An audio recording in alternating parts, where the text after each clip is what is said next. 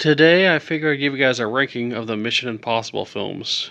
This is a really fun action espionage thriller series starring Tom Cruise and based on the 1960s TV show of the same name. It's a series that I've always enjoyed and has pretty much my second favorite spy series right behind James Bond. So without further ado, and since there's a new movie coming out next year, and the final one apparently, well, it's going to be like a two-parter, I figured I'd give you my list from worst to best. Coming in at number 6 is 2000's Mission Impossible 2.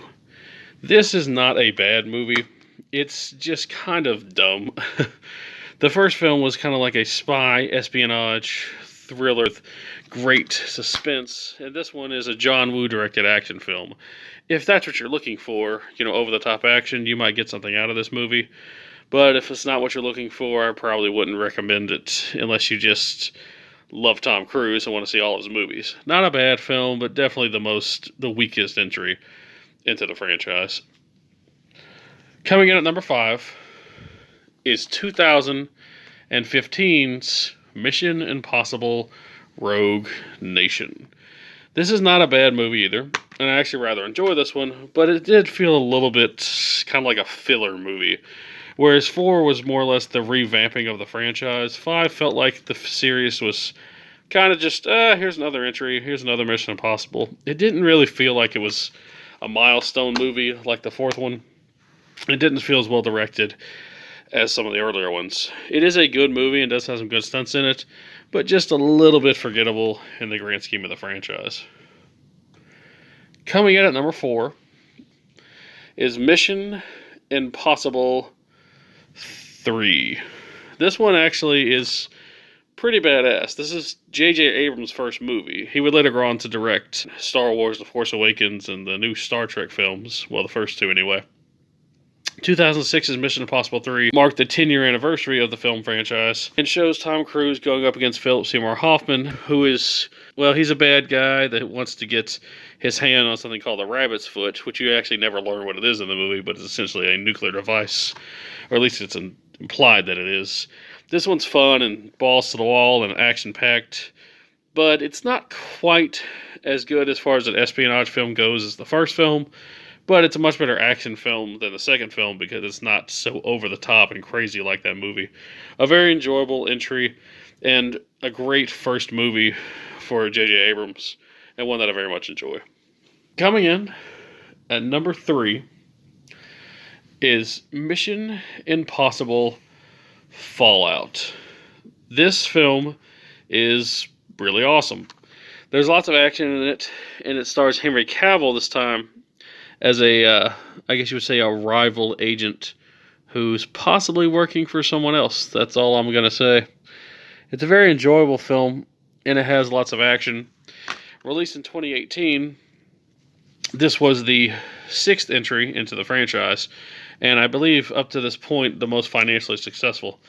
It's a very enjoyable entry, and I think they upped the stakes from the 5th movie. I think the direction overall is better. I think the action overall is better. And I kind of look at the Mission Impossible franchise, at least at this point, as 2 trilogies. The first 3 movies feel like their own thing, and 4, 5, and 6 feel like their own thing. And this is probably the most well-directed of that trilogy, although not necessarily my favorite of that trilogy. This is a really fun and entertaining movie with great action and great visuals, and they really upped the ante this time around. The only thing I don't like about this movie is the villain from 5 comes back in this movie. I think they wanted him to be like the staple of the franchise as far as villains go, kind of like a Blofeld type character.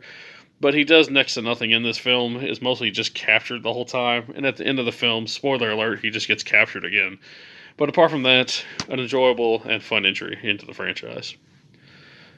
Coming in at number 2 is 2011's Mission Impossible Ghost Protocol. This, more or less, was the revamping of the franchise into what we know as the current Mission Impossible films.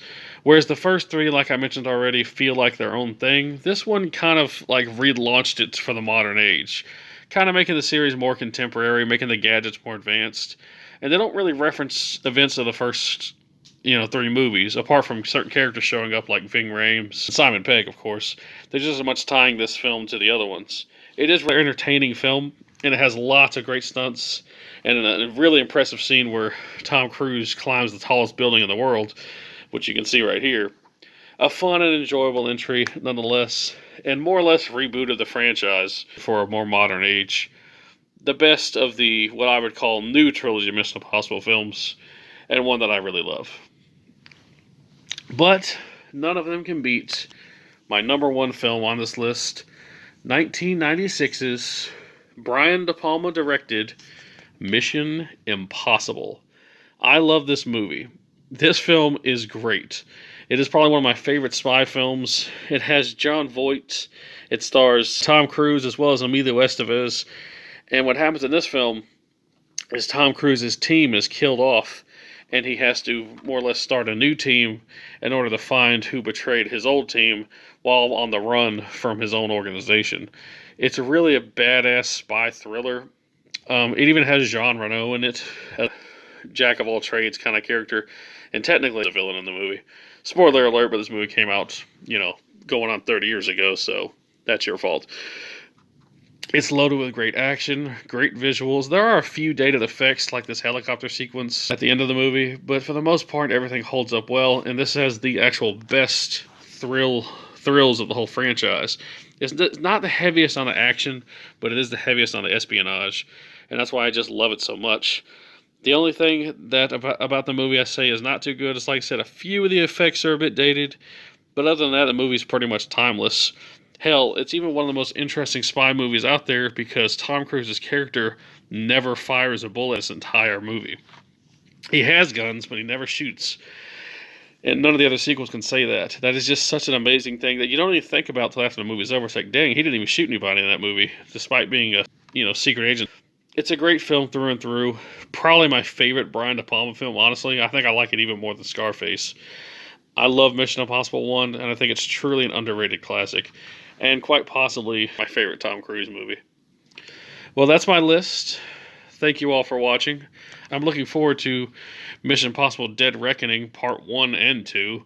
It just sucks that we have to wait, 2 more years to get both those movies. But apparently Cruise is going to go out with those 2 movies, and they'll be his last Mission Impossible films.